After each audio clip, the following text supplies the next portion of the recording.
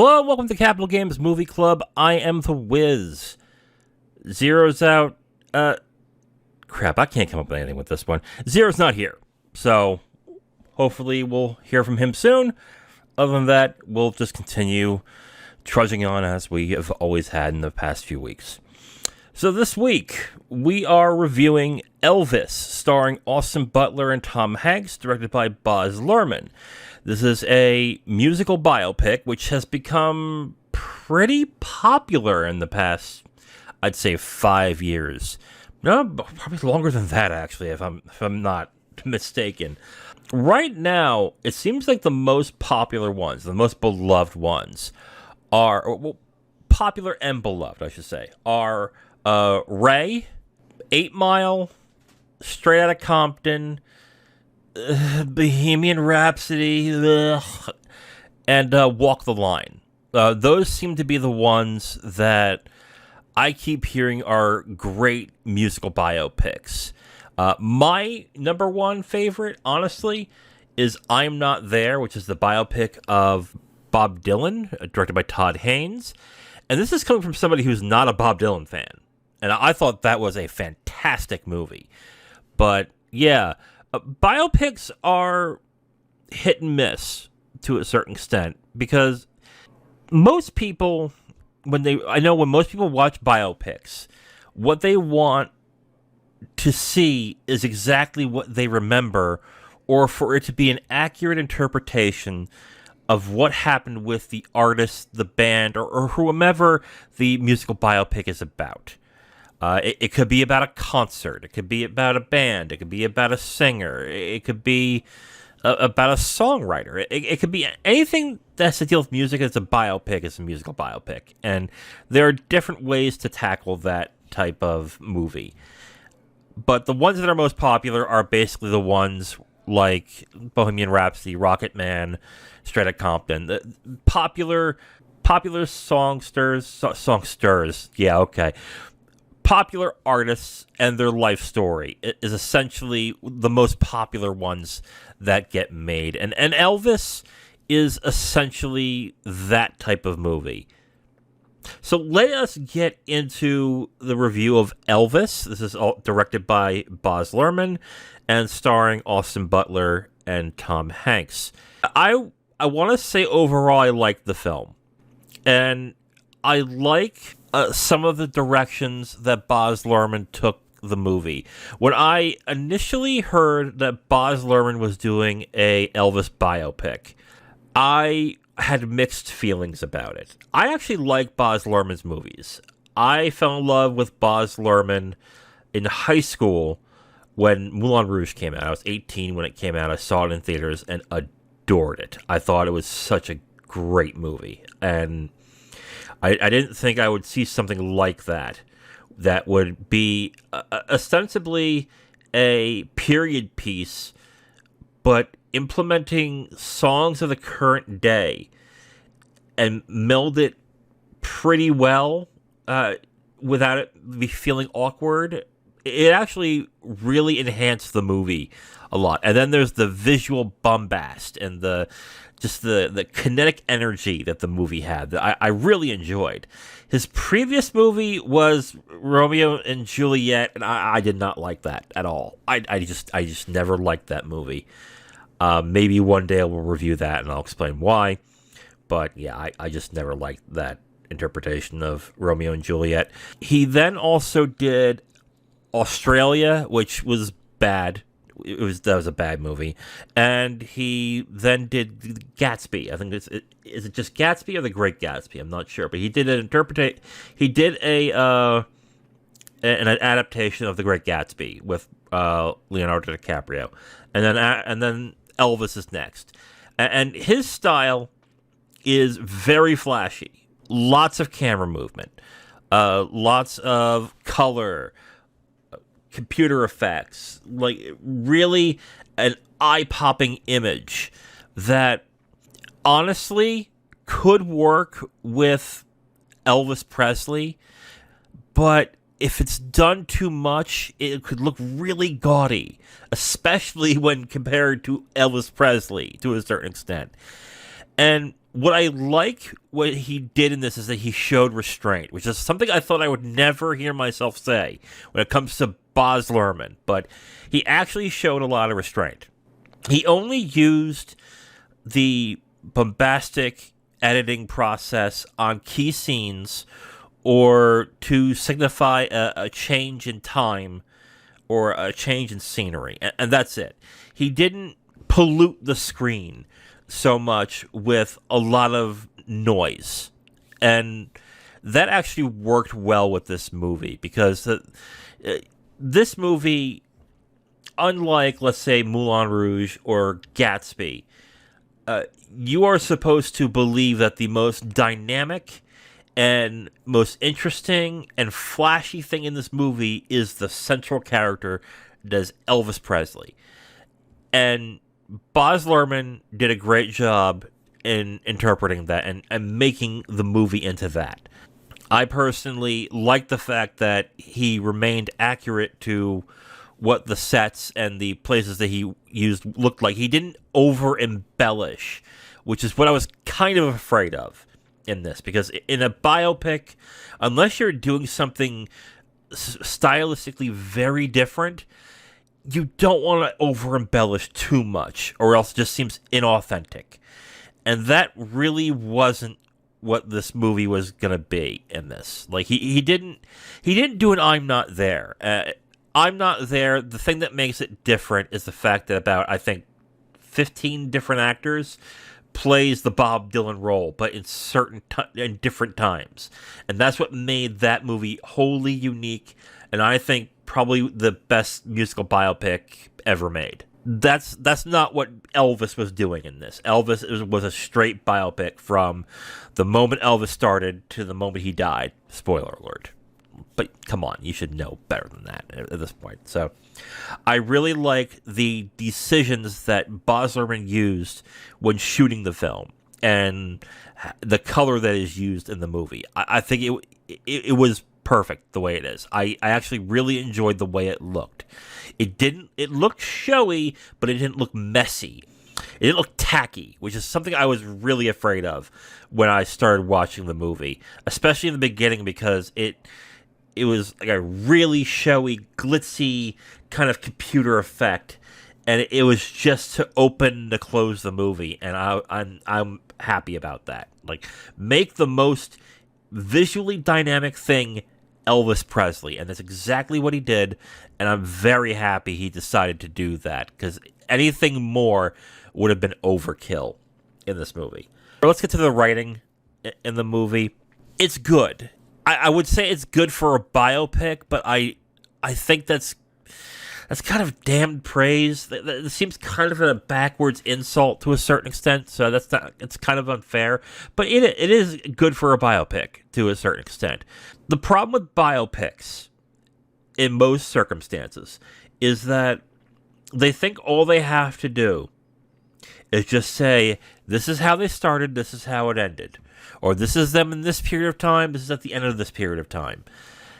And that often, unless there's a great performance behind it, that often doesn't make a good biopic.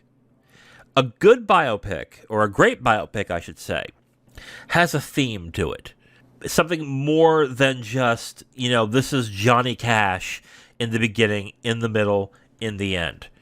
Like, there is more going on that I think the film is trying to say about the character and the person it's about than this is how it started, this is how it ended.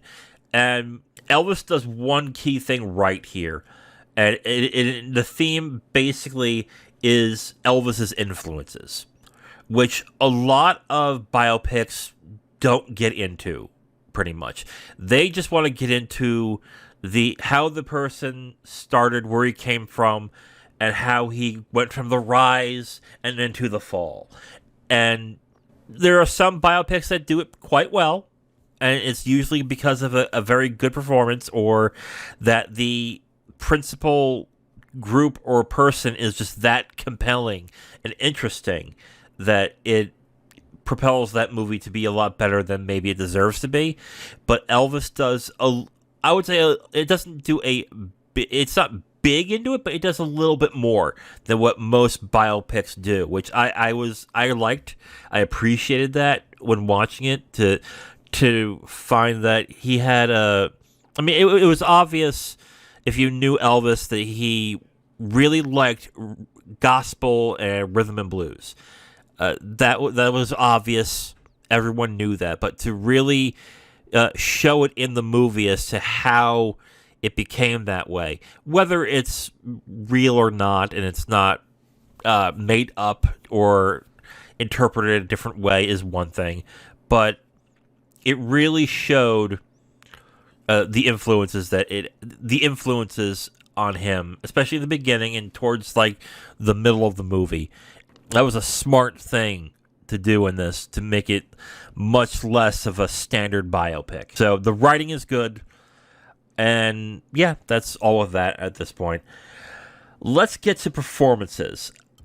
When this came out in the beginning in the middle of the year, I think it was in the summer, all I kept hearing is the performance of Austin Butler was magnificent. It was really good, and I have to agree. Austin Butler did a fantastic job in this movie. When it comes to doing a great job, sometimes in a biopic, it is one of two things. Do you envelope yourself in the role to where it's almost hard to distinguish if you are the actor or if you are the subject? Or in the case of, let's say, Walk the Line, Joaquin Phoenix looked nothing like Johnny Cash. He was not going to act or sound exactly like Johnny Cash. But did he show the ethos of Johnny Cash? Did he represent it well, and did he get the character and the person to a point where you feel he gets it, where you feel like he's representing Johnny Cash in a way that is very true to what he is. So in that sense, it does feel like Johnny Cash. Austin Butler does both in this. There are times in this movie where I had to remind myself that's not actually Elvis. that is hard to do in this, like, without copious amounts of makeup or computer generation at this point. And he just nailed the mannerisms, the look, and the way that Elvis is throughout his career. Am I a big fan of Elvis? I liked Elvis's music, so I'm not a huge fan of Elvis. But from what I've seen of his stuff, like, he got the mannerisms down right. He got the walk, the way he acts, the way he sings. Oh, the singing! Oh my God, he is so good in this. This is the thing with this movie that really cemented my feelings on Bohemian Rhapsody. Okay, people praise Bohemian Rhapsody to death and think Rami Malek did such a great job in that movie, and I can't disagree more. And it cemented it further when I watched Austin Butler as Elvis in this, because in this, he's not mimicking, he's not playing a role. He is embodying the character. He is embodying Elvis Presley. He has the mannerisms and everything down pat, and even if it's not one-to-one accurate, you feel like you're watching Elvis Presley. Whereas with Rami Malek in Bohemian Rhapsody, I couldn't help but look at Rami Malek saying, okay, you're acting, you're playing Freddie Mercury. You're lip-syncing Freddie Mercury. You're not embodying the character. I don't buy you as Freddie Mercury. And immediately, like within 15 minutes, I bought Austin Butler as Elvis Presley. And the fact that it continued throughout the film as Elvis ages, and it did not feel like a distraction when I'm watching it, going, yeah, he doesn't look that great, that old. He nailed it from beginning to end, and I cannot praise his performance enough. It is a great performance. Probably one of the all-time best. Jamie Foxx's performance as Ray Charles is better. If I really want to squint hard, and I think Cate Blanchett's performance as Bob Dylan is better too, but man, is it close. I still can't get over how good this performance is. How great this performance is. It is fantastic. I can't emphasize enough how much he nails this movie. He nails the role, and just for that alone, I will recommend this movie. Even if you're not an Elvis, okay. I mean, I wouldn't say sit through 2.5 hours of this movie if you're not an Elvis fan. I wouldn't say that, but definitely watch a scene or two of him as Elvis, and then look up some. I will say I haven't checked it, but look up some archival footage of Elvis Presley. Like, do the Aloha with Elvis special, or maybe a concert film of Elvis, and look at that, and look at Austin Butler. And I'm going to be fairly sure you're going to look at that and go, "Oh yeah, he nailed this," and he did a fantastic job. I can't praise it enough. Tom Hanks, on the other hand, whoo boy, yeah, Tom Hanks as Colonel Tom Parker is the exact opposite. He is a distraction in this movie, and the thing that bothered me, a lot of things bothered me about Tom Hanks in this movie, but the thing that bothered me is that basically Tom Hanks played the character as if it had no depth to it. I don't know if that's the writing's problem. I'm not sure about that. But Tom Hanks played him with a sneer and this like overtly evil, cunning, and despicable person that anyone within their own mind would look at him and go, I want nothing to do with this guy. He looks shady. So I couldn't believe for a second that someone like Elvis Presley, or like the character in this movie, Elvis Presley, would want to associate with him. So the believability that Tom Parker could convince Presley to be on his side is the thing that I just could not buy, because Hanks just did not do a good job making him what I believe would have to be some kind of charming person to actually have someone do that. But I just could not fathom to believe that anybody would want to associate with Tom Parker in this movie. And I think that's partly the writing, but I think it's mostly Hanks in this. The other thing is that the movie kept saying that Tom Parker was from West Virginia. And yes, you learn throughout the film that, spoilers, that Tom Parker is not from West Virginia. He's actually Dutch. Do yourself a favor. If go ahead and look up Tom Hanks' performance in this, and tell me if he sounds like somebody who could be mistaken for somebody from West Virginia. I'm not a world-weary person. I haven't been through all 50 states. But I'm fairly certain no one sounds like that in West Virginia. And I have a really hard time believing that all these people thought, oh yeah, he's from West Virginia, when he barely, oh God. It is bad. It is, okay. Here's the key problem I have with Tom Parker in this. Tom Hanks' performance should not be the performance that chews the scenery in this movie. It shouldn't be. It should be Elvis Presley. It should be Austin Butler. And the fact that Austin Butler's performance has more nuance and has much more believability than Tom Parker, where you wouldn't think that Elvis should be the one that's chewing the scenery. I mean, for God's sakes, he shoots a TV at some point in the damn movie. That is where I was left dumbfounded by the decisions that they made with Tom Parker. I think he was poorly cast. He may very well be poorly written.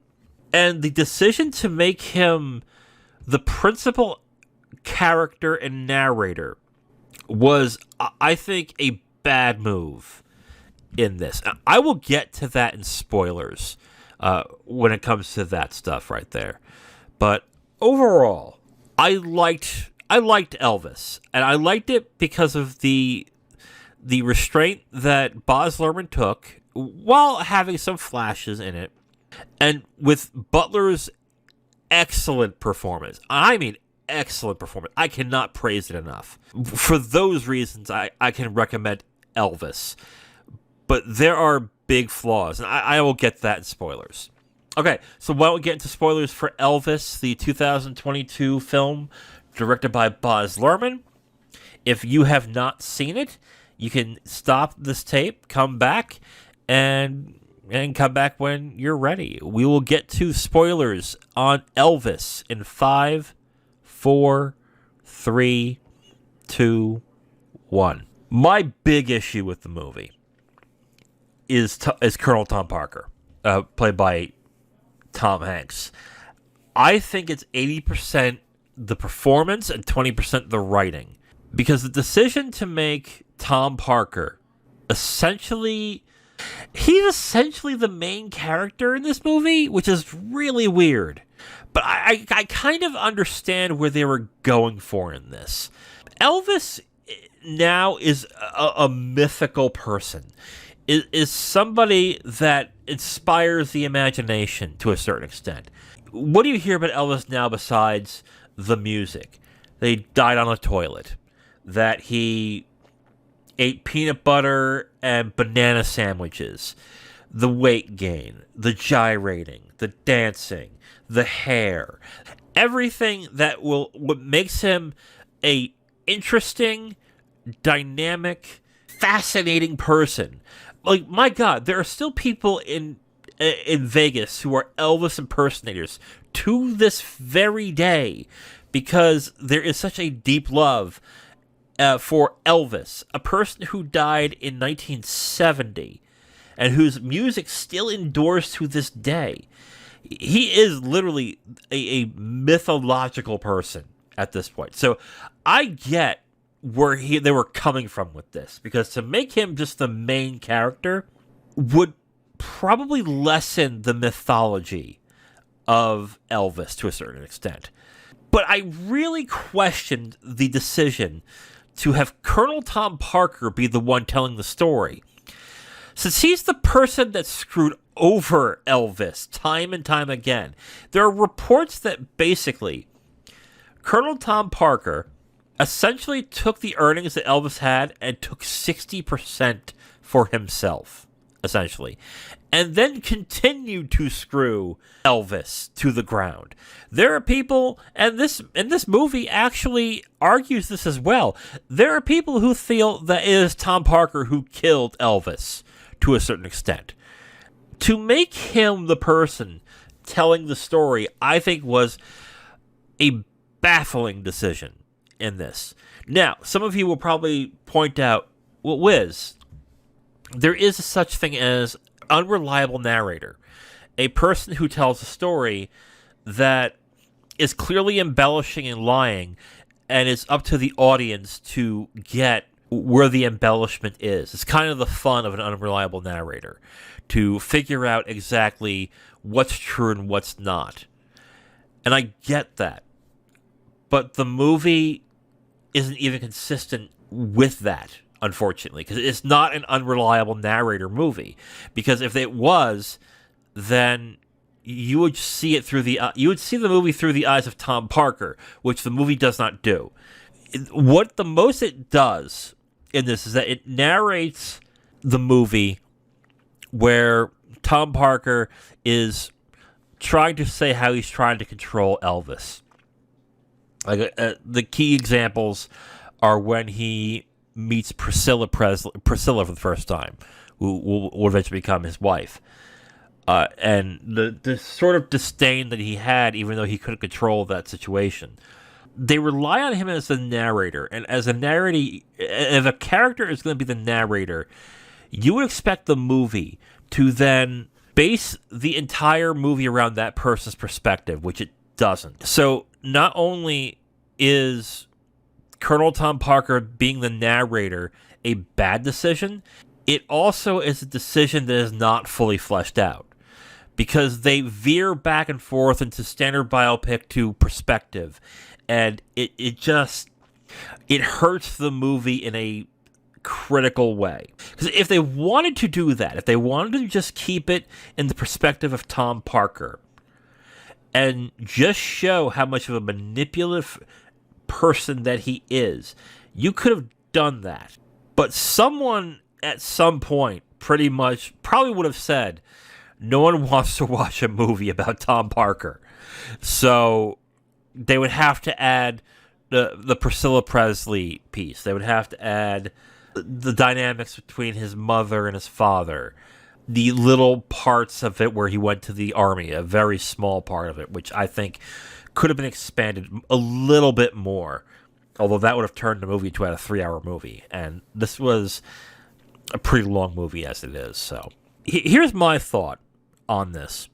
I think the best thing that they were going to do, that they should have done in this, to keep the mythology of Elvis as the main centerpiece of the movie, is to do what Citizen Kane did when it came to the main character. For those of you who haven't seen Citizen Kane, basically the movie is about one character who died in the beginning of the movie. And the movie is told through various different characters in a flashback. I think that would have worked. Like, I'm looking at the movie now, okay? And let's say, like, the first part of the movie is, like, there's a part of the movie where it's narrated by Tom Parker. And then when Priscilla Presley gets involved, then it's Priscilla Presley. And the new people that Elvis hired to revitalize his career, that they are narrators to a certain extent. And then just do it that way. And keep it as him as a mythological, just a fantastic person that we may never really know what he's really like, but that adds to the mystique of Elvis in this. And the direction they did, I think, was half-assed. They didn't commit to keeping Tom Parker as the narrator, which honestly is probably a good idea because of how bad the performance of Tom Hanks is in this. But I think principally for the way they structured the film was flawed in a way that it just did not work in that aspect. But I will say this, though. For all its faults, Elvis is an entertaining movie. It's 2.5 hours long. And I didn't feel like it dragged once. I really did not. It sounds strange. I enjoyed the movie I was watching. But as I was watching it, I could tell that there were deep flaws and some really questionable decisions in this movie. It should be... here's my feeling about this movie. I think the way that it was done, with Austin Butler's performance and Baz Luhrmann's direction, that this should be up there with Walk the Line, Ray, and Straight Outta Compton. Well, I'm not a fan of Straight Outta Compton, but, of those movies, of being really celebrated biopics with fantastic performances. Okay? It should be there, but it's not. It's just not. Like, Walk the Line and Ray, God, I would even say Straight Outta Compton are better movies than Elvis. And it's because of the structure of this movie and the fact that Tom Parker plays such a key, important role. It just kills the movie to a certain extent. Like, I'll put it this way. This, I hate ratings. But it's really the only way to really emphasize where I'm coming at. I think I'm Not There as a 5-star film. I think it's fantastic. Elvis was a 4.5. If you just had Austin Butler and the Baz Luhrmann direction and fixed the writing, the structure of the writing, and the performance of Tom Parker, this is a solid 4.5, possibly a 5. Yeah, 4.5. I would say. I if I want to be generous, 4.5. It's a 3. That's how bad and how distracting Tom Hanks is in this movie. And there are many reasons why Tom Hanks' performance is so distracting. One's the accent. I just can't buy it. I just can't. Two is the way that he has no charisma in the role. He plays him as like a stereotypical Snidely Whiplash villain. 3 is the look. The way that the fat suit and the makeup looks on Tom Hanks. It is weird. I can't tell you how weird it is to watch Austin Butler embody Elvis to a point where I had to remind myself that's an actor playing Elvis. That's an actor playing Elvis. And then I look at Tom Hanks and go, why is Tom Hanks in a fat suit? Like, never once did I believe that Tom Hanks was playing a role. I just saw Tom Hanks in a fat suit. And it was just incredibly distracting. And it really harms this film to a big detriment. I will say this.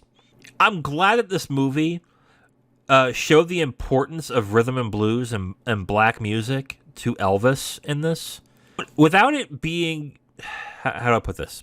There are a bunch of people nowadays that, one, think Elvis is overrated, which, okay, that's your opinion, but two, basically said that Elvis stole black music. That's how he became popular. And I think that's uncharitable and unfair.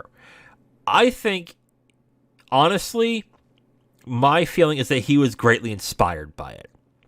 Did he do a few songs that were from black music and black R&B artists? Yes, he did. But I think he was much more inspired by it than it was a callous business cold decision that he stole it from black artists and screwed them to the ground because, haha, I am white and I am racist and I will steal from black men. No, I don't think that at all. I think it was, and I think the film interpreted it that way too, where it was more inspirational and something he deeply loved than something that he saw a cold, calculated decision and just stole from. So I think that's a good thing in this movie as well. So let me get to my final thoughts on Elvis.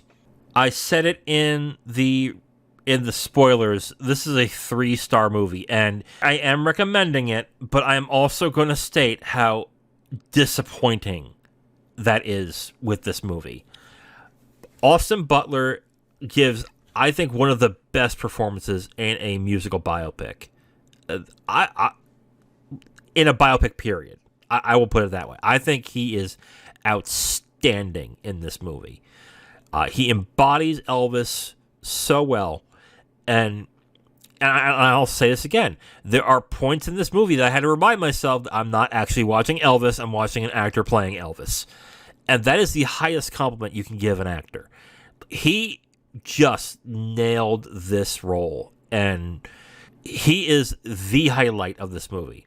I also want to point out that Baz Luhrmann's direction and his surprising amount of restraint in this movie to not go overly glitzy and bombastic was a good move. So I'm glad that he showed some self-restraint in this movie and decided to make Elvis the most bombastic and incredible thing to watch in this movie. And it worked very well for Austin Butler in this. The negatives is squarely on Tom Hanks as Colonel Tom Parker in this. The writing of the character, it's either the writing or the acting, and I'm fairly certain it's the acting. The decisions that Tom Hanks made in this movie just baffled me to a certain extent, and it's almost to a point where I think he was just wildly miscast. When watching this movie, I just had the feeling that it was one of those things where Baz Luhrmann saw Austin Butler and said, I have to have him. And a suit basically said, fine, but we need a star in this movie. And they gave him Tom Hanks. This is what it makes me feel like is what happened in this. Because I don't see any other reason why someone would look at Tom Hanks and go, yes, he can play this role. I don't see it. I would almost... God... It's a bad performance. I think it's Hank's worst performance. It's that bad. It is so damn distracting in this movie, and it really hurt the film. Like I said in the spoiler part, I went from 4.5 to a 3, just because of how much Tom Hanks is in the movie, and B, how distracting he is. And see, basically how important that character is in the movie. I thought it was a bad decision on the writing, and I thought it was a bad performance on Hanks in this part. So do I recommend Elvis? Yes. But I will say that the strengths of seeing Butler's performance outweighs slightly to seeing the very bad performance of Tom Hanks in this movie. I recommend it, but just slightly, and that's what makes this a disappointing experience. Because I was watching the movie and loving it until I saw Tom Parker, and Tom Parker is in most of the film. Yeah, I recommend it 3 stars, but beware, you're going to have to suffer through Tom Hanks in this movie to enjoy Austin Butler in this. Okay, so before we go, let's get into some topics. We are at the middle of the month this month, so that means Criterion announced their new releases coming for, I believe it's February. Yes, for February of 2023. So let's go right into what was announced. I will do the 4K updates first. The first movie is Dazed and Confused. Dazed and Confused is an all-time classic movie. It's one of those movies that transcends the genre that it's in. Most people would look at Dazed and Confused and say, oh, it's a really good teen movie. But man, this movie is so much more. Dazed and Confused essentially brings you back to the feeling you had when you were in high school and what it was like. Even though it's set in a specific time, it still remains true to this day with my feelings towards high school and what it was like. And that takes a gifted writer and director to pull that off, to where no matter what time period it's based in, it still feels authentic to a person because they can see themselves in that. And that's the mark of a fantastic film, and that's Dazed Confused. So I already have it. I don't know if I want to spring for a 4K, but if you haven't had it, I would hold off. If you haven't watched it or haven't bought it, I'd hold off for that 4K. And yeah, I love Dazed and Confused. The other 4K update is the Three Colors trilogy by Krzysztof Kieslowski. This is the trilogy of films Blue, White, and Red they range from being fantastic to great. And my favorite of them is Red, followed by Blue, then White. And you don't have to watch them in order. You can watch them out if you want. But these are very good films, very beautiful looking films. Very adult. I'll say this, they're adult films. And I'm not talking adult as in, nudity and sex. I'm talking about a movie that respects your intelligence and respects the people who are watching it, that they can understand and invest in a movie that is emotionally complex. And that's all 3 of those movies.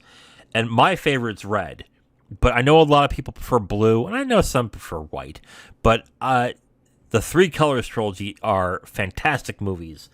And I gotta get the Decalogue at some point, because I really am interested in that as I saw these 3 movies. So that's the Three Colors trilogy that's being put into 4K, I might spring for that, actually. I'm not sure, but we'll see.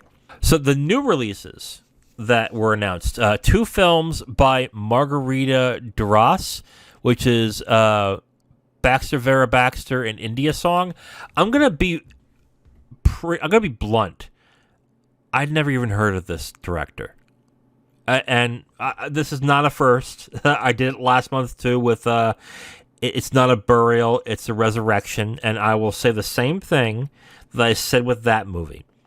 The fact that I haven't heard this film excites me, because these films excites me, because if Criterion is putting it out, then there is a significance to it that maybe I should be interested in. And that's why I like Criterion, because they do put out interesting films that, even if I've never heard of them, I end up being fascinated by, that I would actually give it a shot to see how it is.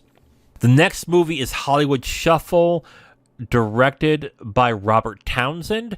Man, it's been a long time since I've seen this film. Long time.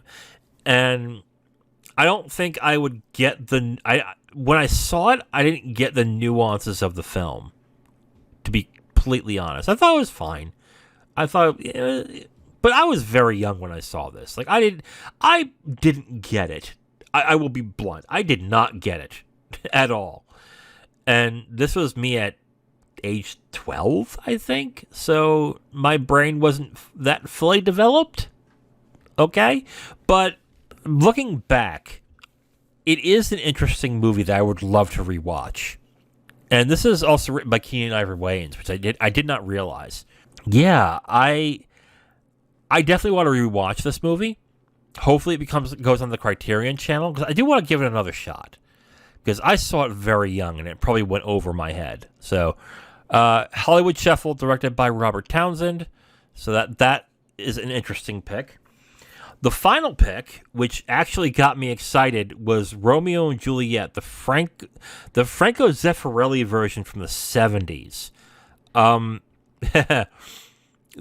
best thing about this announcement is how much I heard people repeating the same way they saw this movie, which was in English class in high school, and seeing tits for the first, seeing tits in your high school. And most of you had like the English teacher who would cover the actress in that scene, and I didn't have that luxury. When I saw it, and I think it was senior year. Yeah, I saw it in senior year, and with my English teacher, and I think I remember the English teacher saying, you guys are old enough, so you're gonna see some nudity. It's not a big deal. Blah blah blah. Whatever." And there's that girl's tits. I'm like, I'm like, what? Why? This is awkward. Why are we doing this? Why? This is weird. I shouldn't be watching all, and this is what made me realize that I'm not comfortable watching nudity around other people, because I did it with a bunch of classmates going, "Oh my god, what am I watching?" But other than that, the Franco Zeffirelli version of Romeo and Juliet is fantastic. It's got a great score. The cinematography is great. I think those both won Oscars that year, but it's a really good version of Romeo and Juliet, which I will want. I want that version. So, yeah. So I can watch that scene without the embarrassment of being around a bunch of other people my age watching the same exact scene. Man, was that awkward. But yeah, it was funny to hear other people's memories being almost exactly the same when it came to that movie. So, yeah. The announcements were Dazed and Confused, Three Colors Trilogy going to 4K, 2 films by Margarita Duras, Hollywood Shuffle, and Romeo and Juliet. So that will be interesting. Those will be available in February. All right, so we are at the end of the episode. Before I go, let's get to the final question of this episode. Quentin Tarantino announced that he is doing a limited TV series, an 8-episode series, No other details were discussed in this, and I guess the question is, what are my thoughts on it? Hey, anything Tarantino does, I'm interested in. So if he wants to do an 8-episode series on something, I'm there. I mean, it's that simple. I saw some people on Twitter, on Facebook, saying how weird it is to see a director like Quentin Tarantino want to do something like this, to go on TV when he is strictly a film guy. To be pretty honest, this is nothing new. I mean, look, for example, Rainier Werner Fassbender did a series called World on a Wire, I believe it's called. Rainier Werner Fassbender. He did that. He's considered one of the best directors of all time. Another one is Ingmar Bergman. He did TV versions of his movies. He did, I think it was Scenes from a Marriage, and God, what's that other one? Oh no, I'm going to lose my credibility. No! What is that movie? Shit! Fanny and Alexander. Good Lord. Oh, how could I forget that one? So this is not new with filmmakers. I mean, Lars von Trier has done one too. Yeah, Lars von Trier. But yeah, this is not new. There are just some projects that directors do that warranted being in a TV series. And yes, Quentin Tarantino has talked about how he's going to retire after his next film. But he's never really talked about when that next film is going to be, is it? So he may just do 20 years of TV series if he really wants to. And then maybe his final film is when he's done with everything and then he retires. So we don't know that. But I don't find it weird at all that he wants to do that. In fact, it really makes sense to a certain extent. The question I am going to have is, where is he going to land? Where is he going to put the series?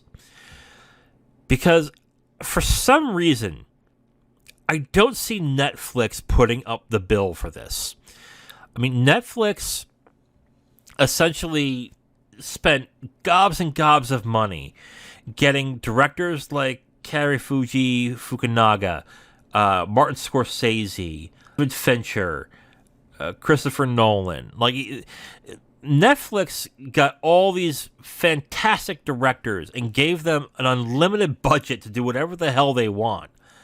And it kind of bit them in the ass. Kind of, honestly, without Netflix, we wouldn't have gotten The Irishman, which, to be fair, The Irishman could have been edited down, but great. That's great. So good on them. But I don't think Netflix is going to front the bill for this. And I don't think HBO Max is going to either. Like, both of these companies right now are trying to tighten their budgets. So I don't know who, except maybe Amazon. I don't know who is going to fork over the cash to entice Quentin Tarantino to be on TV. Because, again, I don't think it's going to be... for some reason, I don't see it being HBO. And I doubt Netflix is going to do it.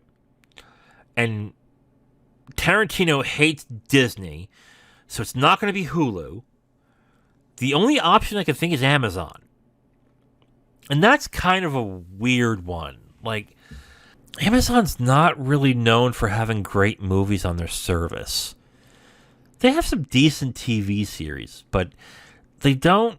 Yeah, I don't know. Like, this is going to be strange. Because maybe Netflix decides to open up the purse strings to get Tarantino. But... yeah, the only place I could see Tarantino parking, unless it is a horror movie. If it's a horror series, then I think Shudder would take it. But if it's not, I would say it's Amazon. And that's kind of a weird dynamic there.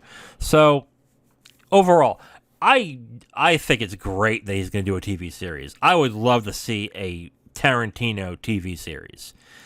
Part of me kind of wishes that I could see a TV series of Once Upon a Time in Hollywood. I don't know. I mean, But I know that's not going to happen, but that would be cool. But yeah, this doesn't bother me. I mean, I think it's great.